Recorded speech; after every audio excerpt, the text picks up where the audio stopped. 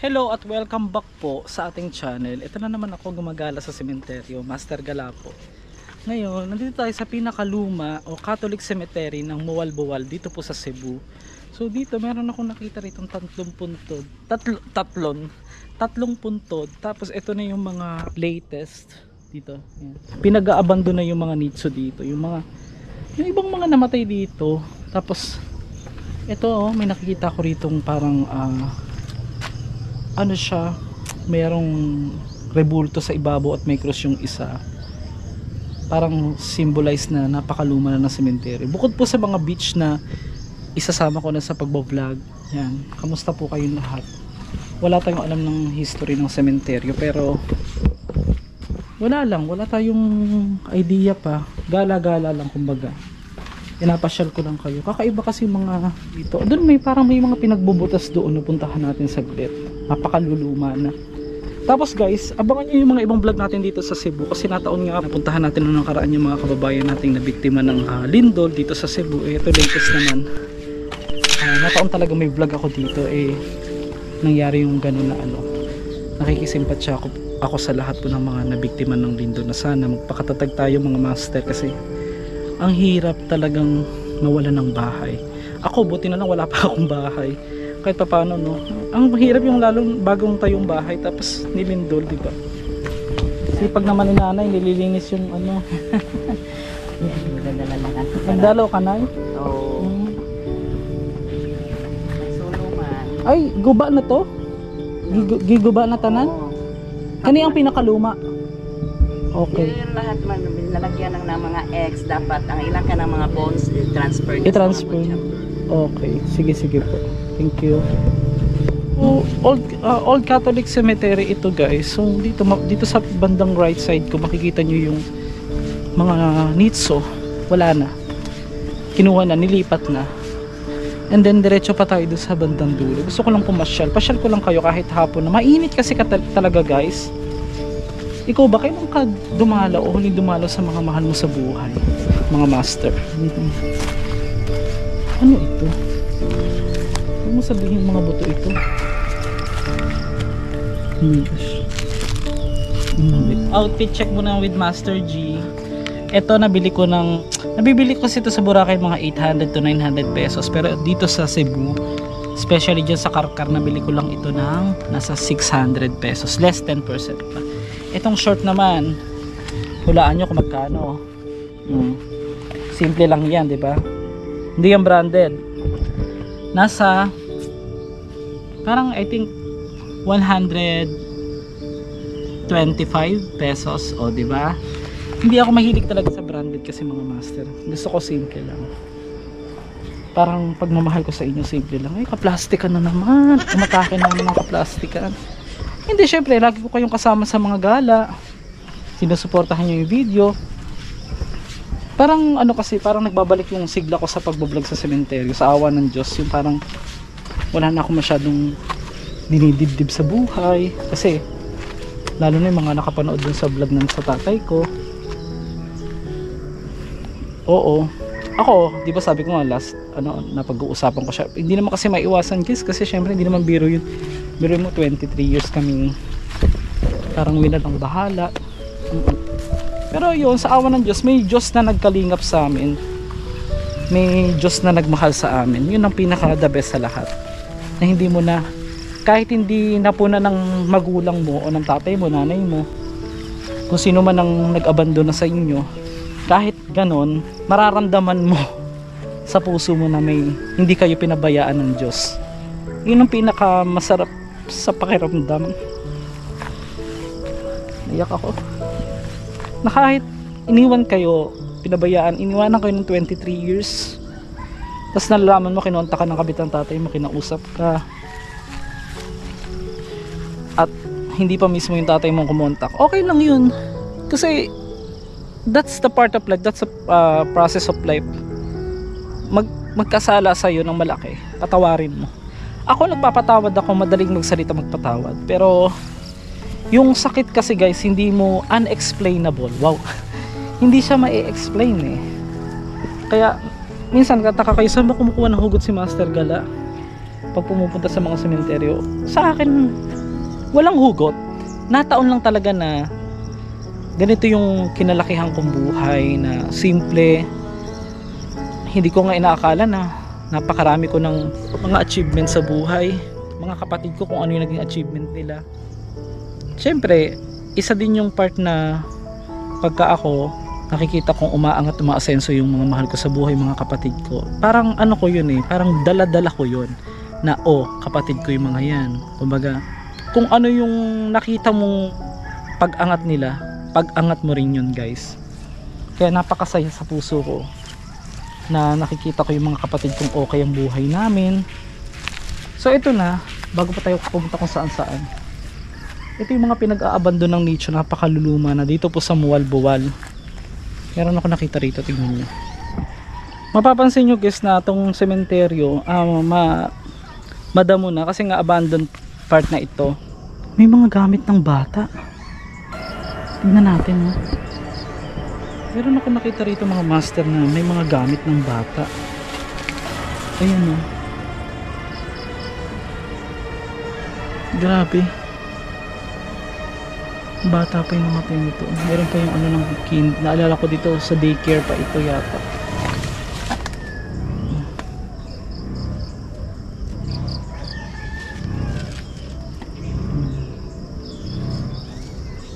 Parang ano.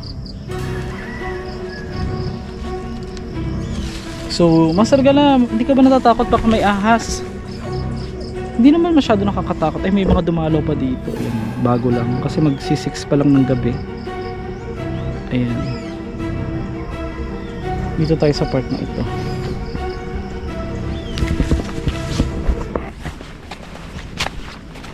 Nilalagyan lang ng mga niyog dito. Hindi naman din, safe naman din kasi ganito. Ganito kasi guys. Kaya lagi akong hapon o gabi nagbablog kasi I hate init. Mahina po yung aking katawan sa sobrang init. Naano ako, yung mabilis ako manghina. Mas gusto ko yung kahit medyo gabi na nagba-vlog. So baga parang ito yung mga vlog ko dito pinagsama-sama. Grabe naman to, oh. Tingnan nyo to, oh. Kumbaga yung mga vlog ko, sinasama ko lang ito guys para let's say, syempre malapit na naman daw ang araw ng mga patay. Yun.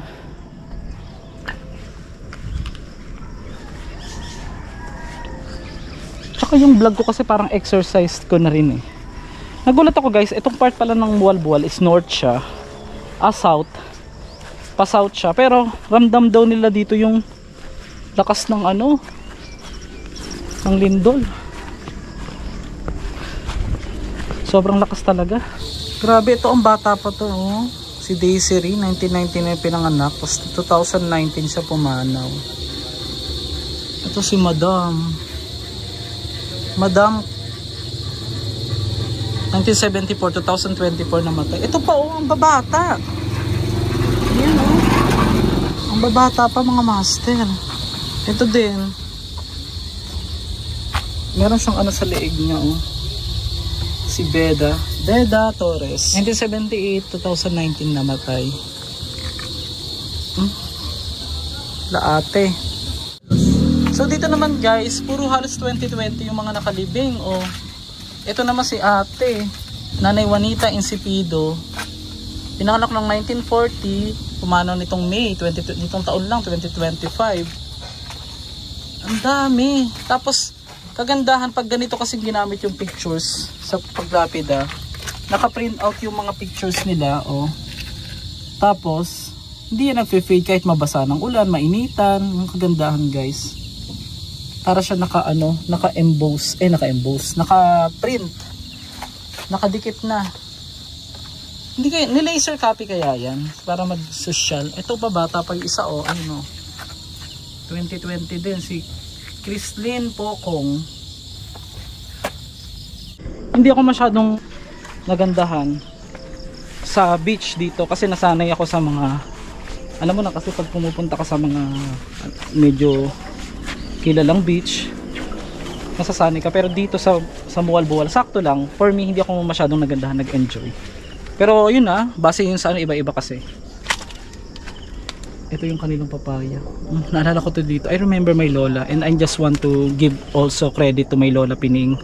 Siya yung never kaming iniwan, pinabayaan, never kaming, kumbaga siya yung nag-guide din sa amin na mga apo niya. Kumbaga siya yung kasama sa nagpalaki sa amin ng nanay ko. Parang makalola na rin kami, parang ganun. Sabi niya, wala na tayong ulam, pumunta ka na ng doon sa likod. Naalala ko tong papaya. Tapos kasi meron kami kinukuha ng papaya dun sa sementeryo. Tapos yun yung ginagawa naming ulam dati. Binabalatan namin, nilalagyan namin ng gata, inaano namin. Tapos sabi ng lola ko, uy, umakyat ka na doon, gusto niyo lagi nagpapakuha ng minsan pagkuha ko ng papaya, wala na kaming kahoy. Ito guys, nakakatawa tong kwento na to Wala na kaming kahoy. Ngayon sabi niya, wala na tayong panggatong. Kumuha ka na doon sa sa sapa. Doon ka manguha ka na doon ng panggatong mo. So ako naman, tinatamad na akong pumunta sa sapa kasi ang layo na sobrang layo ng mga master. So ang gagawin ko, kukuha ako dun sa sementeryo. Alam mo kung saan? Yung minsan yung pinagputulan ng kahoy ng mga ng mga gumagawa ng musileo. Kinukuha ko yun, yung natira. Tapos after naman, pag nakakuha na ako, ko naman siya, yung kukuha naman ako ng minsan yung mga pinagsunugan ng mga kabaong. Ang nakakatawang part doon, wala akong takot, talagang dinadala ko yung mga pinag-anuhan ng kabaong ba, yung tinapon na, tapos kinukuha ko yung part na matigas ng kahoy. Ang tagal namin gamitin guys, as in, minsan naabot ang isang linggo, nag-aapoy pa rin. Oh no! Nakakaloka.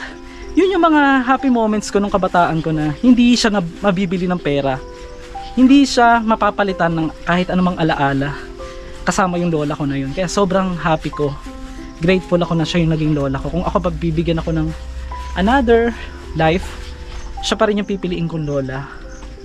Oo, kasi yung lola ko na yun talagang, ay nako, talagang as in maldita. Talaga yun, minsan nabuisit sa kanyang kapatid kong bunso, si Daniel. O niya, tanghali na kayo gumigising. Kasi waray kasi yun guys, yung lola ko, yung nanay ng nanay ko is waray from Lapas Leyte, pero Tacloban talaga yung pinaka-city nila. Tapos taga Lapas Leyte yung lolo ko, dun parang naging asawa niya yun. Tapos pagdating dun sa itong story ko, ikikwento ko na sa inyo. May bayabas pa dito, may bunga kaya. Tapos yung story ko guys, nakakatawa to kasi yung lola ko nung nag-ano na kami, nasa na ba tayong part? Yan, naputol yung kwento. So yung kapatid ko, yan, si Daniel, yung bunso, lagi silang lagi niya kasing nasasagot dati yung lola ko kasi nga sobra naman kasi minsan yung lola ko, sobrang tapang. Alam mo nangyari, pagdating doon sa natutulog na, inasagot niya, parang syempre wala pang pahinga minsan kasi ay naglalakad yung kapatid ko. Tapos pagdating sa school, may simbahan dito, sorry guys yun, pagdating sa school, pag utusan niya agad, hindi niya muna pinagpapahinga yung kapatid kong bunso, nabibuisit siya. Tapos hanggang sa parang pinag-iinitan niya yung kapatid kong bunso. Noong time na yon, so sobrang buisit ng lola ko kasi sinagot siya ng kapatid kong bunso. Bata pa yun binato niya ng kaldero guys, buti na lang doon nakailag tong kapatid ko. Tapos ito pa yon, yung nagliligpit kami kasi mahilig ako maglipat-lipat dati ng speaker kasi gusto ko laging binubuhat yung speaker, inaayos. Meron akong isang napakalaking speaker na inaayos. Ngayon nakamando siya, ang hilig niya magmando, yung lagi siyang nakatingin na sa ginagawa nyo, lagi siyang parang kumbaga pinapakilaman niya talaga kami. Ngayon sabi ko, lola tabi ka nga, baka mabagsakan ka. Binubuhat-buhat namin yan. Alam mo, nabagsakan talaga siya sa paa guys. Kasi pagdala namin, sabi lola tabi. Sige, lipat kayo kailan lipat. Lagi niyo nililipat yung ganyan-ganyan. Tabi nga muna dyan, tabi. Ayun. Nabitawan namin, bumagsak yung speaker. Yung speaker sira. Pero yung paa ng lola ko buo pa. Ang tibay. Yung part na ay bilog pa pala yung buwan ngayon guys. Ito yung mga nalipat na, itong mga nandito, wala nang laman. Ito yung puntod ng kapitan dito.